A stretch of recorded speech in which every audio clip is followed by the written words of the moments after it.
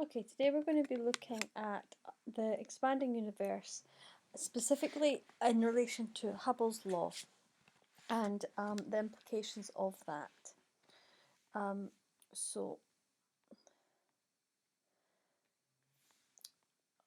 Edwin Hubble was an astronomer, a British astronomer, and he lived at the beginning of the 20th century. In 1929, he studied distant galaxies.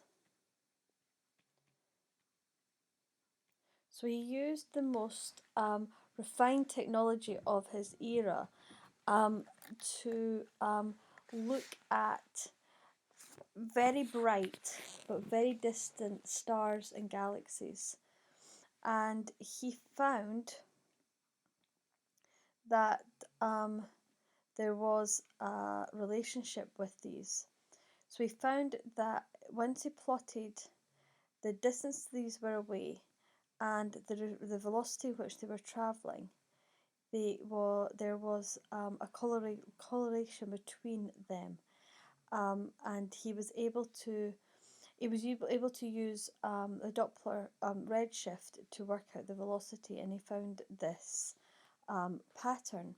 He found that the velocity is equal to the velocity he found was proportional to the distance, and therefore if it was proportional to the distance there must be some constant of proportionality, and he called this the Hubble constant. So the velocity is equal to some constant HO multiplied by the distance. This shows that the further the star is from the Earth, the greater the velocity is moving away. He also found all stars were moving away from Earth. I want to just caveat that quickly by saying that strictly not all stars are moving away. So nearly every star or galaxy you observe will be redshifted, showing that it's moving away from us. There are a small number that are blue shifted. For example, our nearest galaxy, Andromeda, is blue shifted. It's moving towards us, and given enough time, the two will actually collide because of the gravitational attraction between the Milky Way and Andromeda galaxy. There are some stars, for example, Bernard star, which is a close star to us, that is also blue shifted and is moving towards us.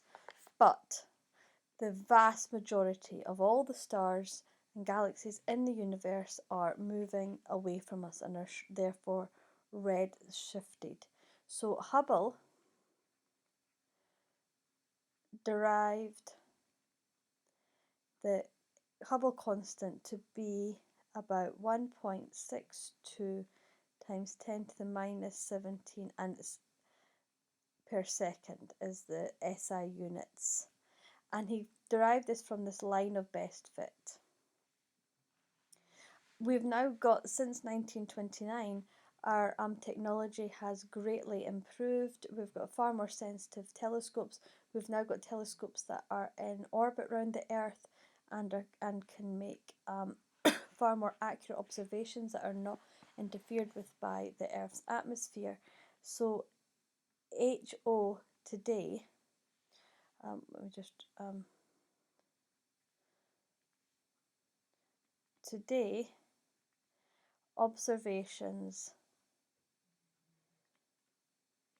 give the Hubble constant to be 2.34 times 10 to the minus, let's do 17 there, minus 18 per second. So Hubble's law, this is Hubble's law, has some profound implications to us. One of the explanations is that there was a one-time event that created and emitted all matter in the universe from a single point, i.e. what we call the Big Bang. This matter spread out, creating the universe as we know it, and the objects are moving more quickly at the extreme ends of the universe, and objects move less quickly near the centre. This would mean that observers like ourselves would see distant objects moving away from us, and that we would be moving away from slower objects nearer the centre. From our observation, all galaxies appear to be moving away from us. It should be noted that Hubble's equation is this equation of direct proportionality. The other use of Hubble's constant is to give a possible age to the universe. The law, Hubble's law,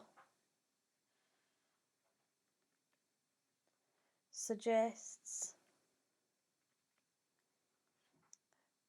the rate of expansion is fixed. However, this has not been proven, and there's actually a lot of physics just now that would say that it's not fixed. So taking it at when this was first being discovered and explored, it was believed that Hubble's constant was a fixed value. That is probably not the case.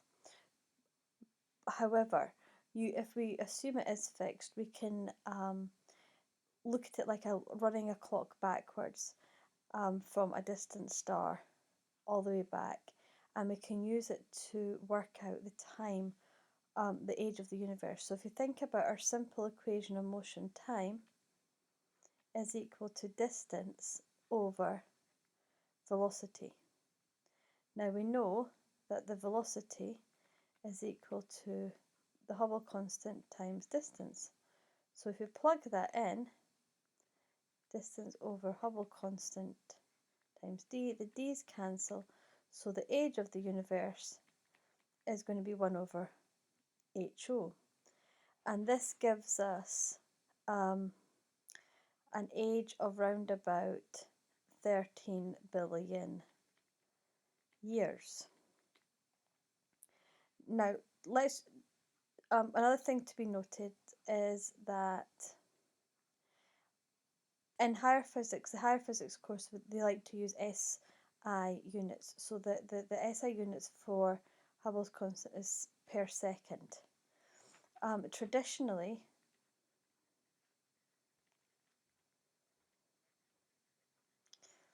Hubble's constant is measured in kilometers per second per megaparsec. The kilometers per second is easy to understand. A megaparsec is an astronomical unit of distance. So astronomers they tend to use units such as megaparsec, arc seconds, arcs, to measure distances and times. And it's linked into light years and such like. But for this course we use this quantity per second. But if you were to go further and study astrophysics or astronomy, you would come across this.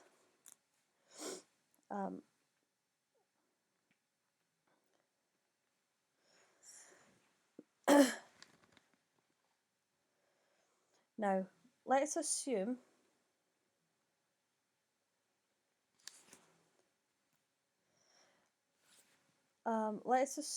the rate of expansion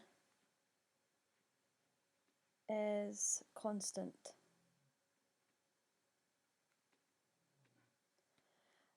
A consequence of this observation is that the universe originated from a single point where all matter and energy would have been concentrated.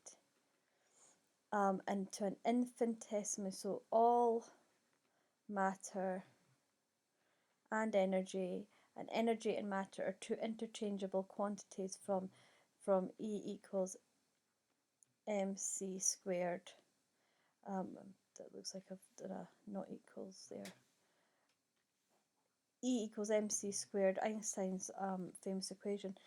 All energy and matter are interchangeable, and so from the Hubble law and expanding the universe, that all matter, all energy was at one point concentrated in one tiny, infinitesimally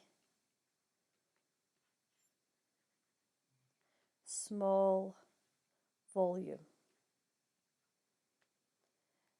Then something happened, some discontinuity in space at the beginning, when which all the galaxies and planets and life would came out of that. Now, if we apply Newtonian or classical physics, this tells us, so Newtonian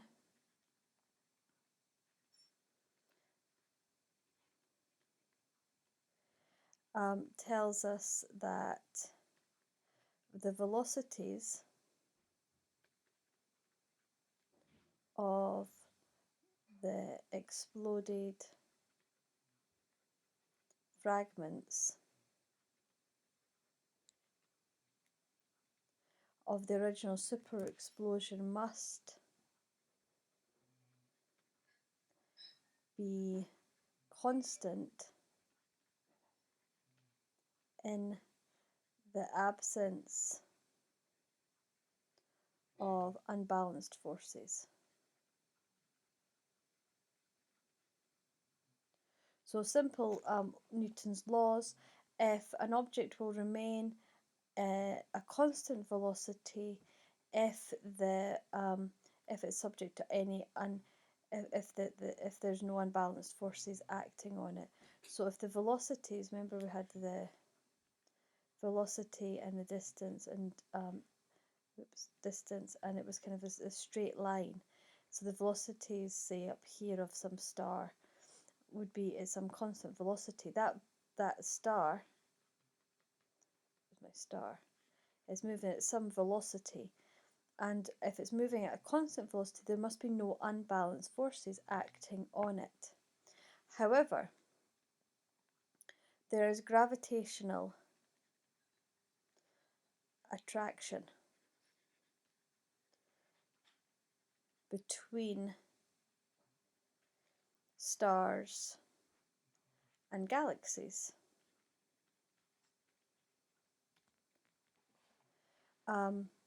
Which is hence an unbalanced force. So this therefore we need to consider,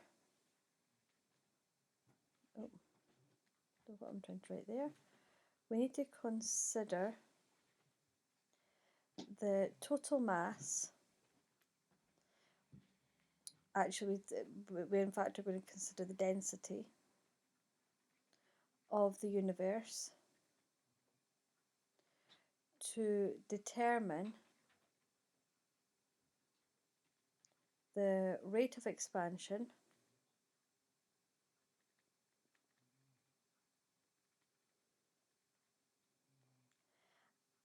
and if this is increasing, decreasing, or constant. So we know that in stars and galaxies, that all matter has a gravitational force. So that is acting. But what we don't know is if the density, the mass of the universe, if the density of the universe is so big that the gravitational attraction between all this, all the bodies in the universe, if that is such as to create the forces required to slow the expansion, or if there's not enough matter to slow the expansion, or that there's some kind of balancing out of forces acting on stars and galaxies, so that they'll just continue to go expand and move out at a constant velocity, or is the gravitational attraction acting as like an attractive brake on the expansion rate? So these are things that we need to explore and try and work out.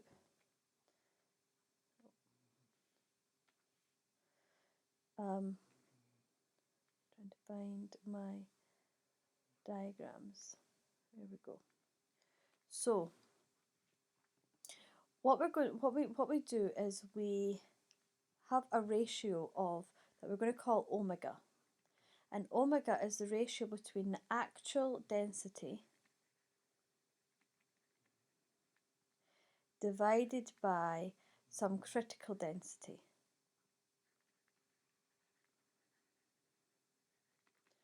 Now the critical density is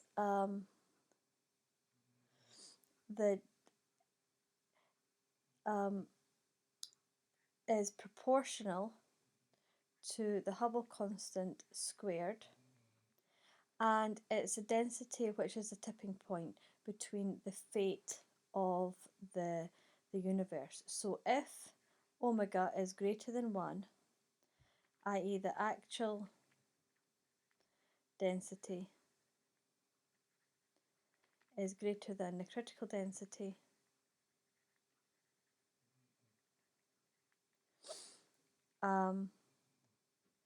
expansion will reverse, the gravitational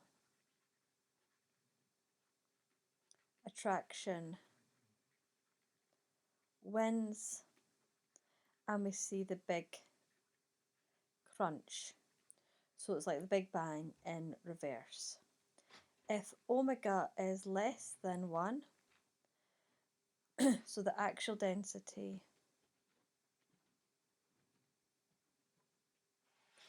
is less than the critical density, the expansion continues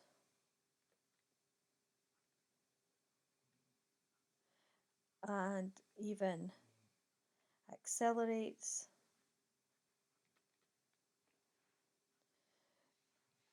and that leads to a big rip, the universe torn apart. Third situation is if omega is 1, sorry. So that in this case the universe is infinite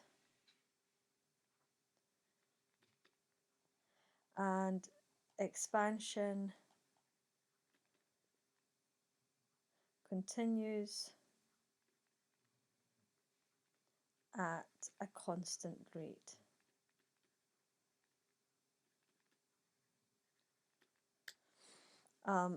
Which is a strange idea. If something's already infinite and it continues to expand, is, yeah, wrap your head around that one.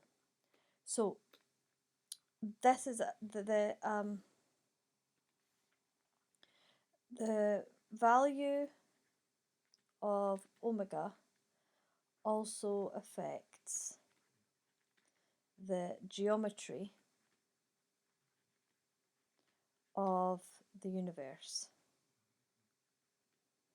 So i.e. the shape of it. So if omega is greater than 1, so this would be a spherical universe where, if you imagine coming to a point here, it expands out in all directions in a sphere, and then at some point it gets pulled back in and crunches back down to its singularity in which it started with. If omega is less than 1 and we have the big rip, we have this kind of geometry, and if omega is equal to 1, we have this flat geometry. Now, the big question is, what is the mass of the universe? And this is quite a hard one to answer. So how do we do that? So we estimate it by measuring the speed of radial motions of stars and galaxies.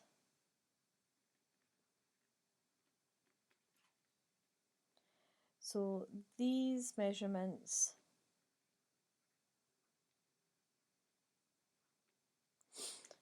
indicate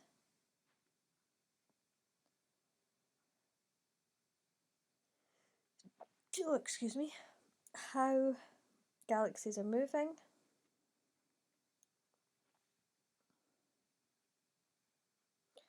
and interacting,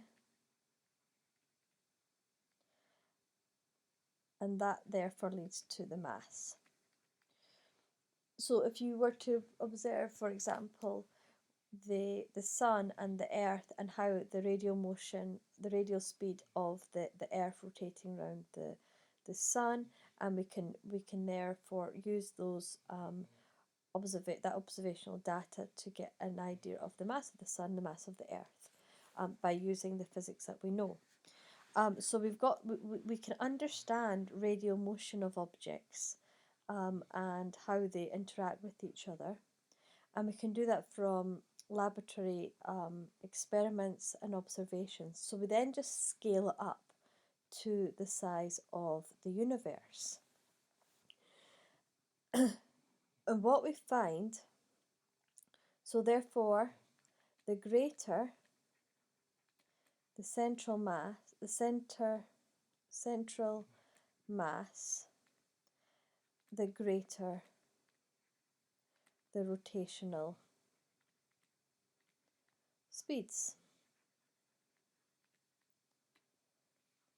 But we have a problem. The measurements show that galaxies have greater rates of rotation than matter observed. So we look at a galaxy, we can see how much matter there is in the galaxy. We can measure the rate of rotation of that galaxy. And we know from what we understand about how things move and rotate, it's like there's lost matter. It's like there's not enough mass there to get the rates of rotation that we observe. And and it's not just like a little bit of lost matter. It's a massive amount of lost matter. And the answer to this is that that physicists have postulated there is a new type of matter, and we call it dark matter.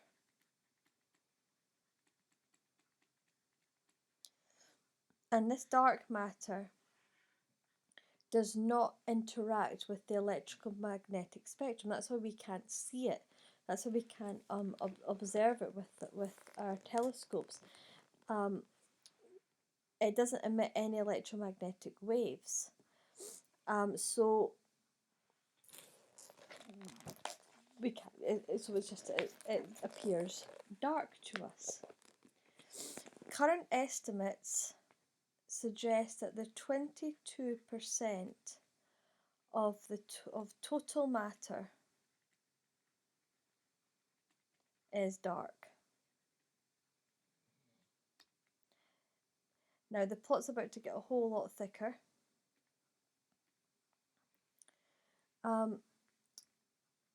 New observations of very distant stars or galaxies, of very distant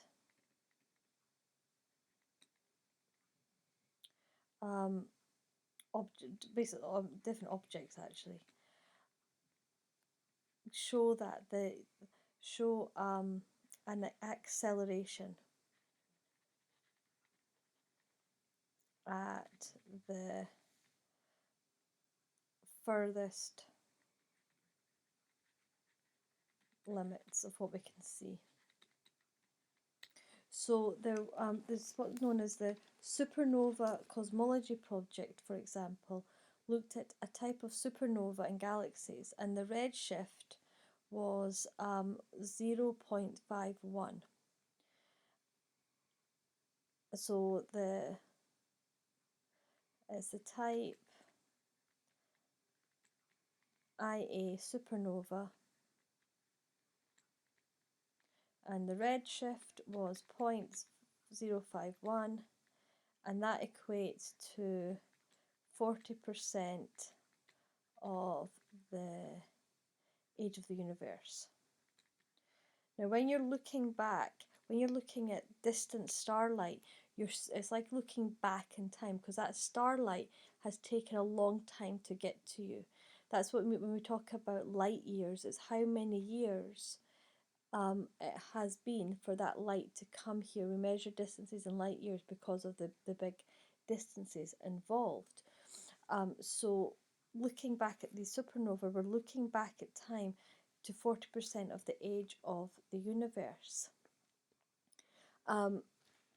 So whereas before we had this relationship with the velocity and the distance, when you look back at these far, very distant objects, the relationship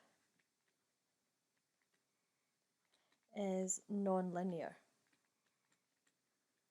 which implies acceleration.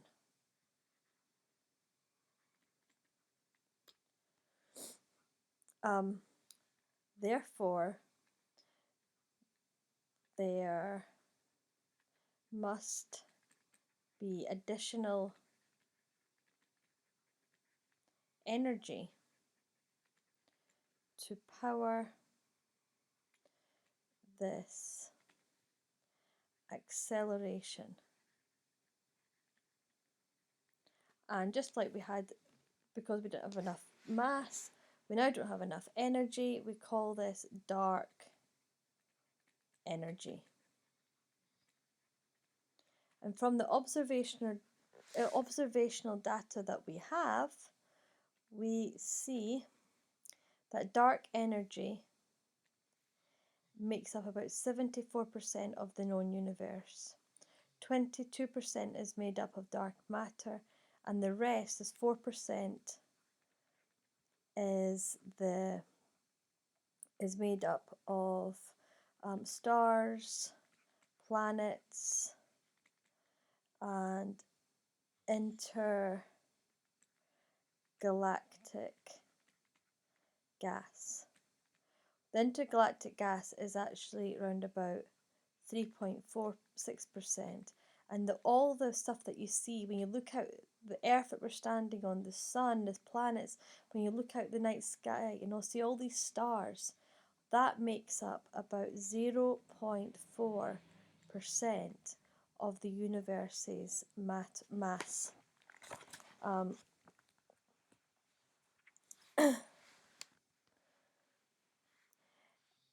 It is, going off on a funny slant. It is the dark energy that is believed to be responsible for the accelerating expansion rate. Currently, from the measurements that we currently have for where physicists currently are and astrophysicists currently are with their understanding and what they believe to be the case, they believe that omega is just less than 1. Not by much, just less than 1.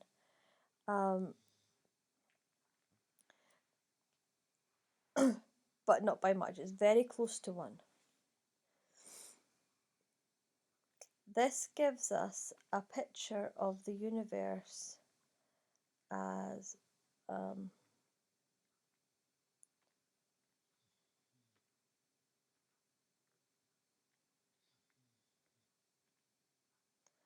like this. So we've got here the one-time event, and we've got what we call inflation, where of the very young universe, and then we've got known as the Dark Ages. It's kind of a cooling, and then the first stars, and then this expansion of the universe, and then as you can see, this kind of expansion increases, and that's what we believe to be the dark energy accelerating this expansion. We'll look more into this, the whole idea, in our next lesson when we're going to talk about Big Bang in a bit more detail. So I hope that makes sense.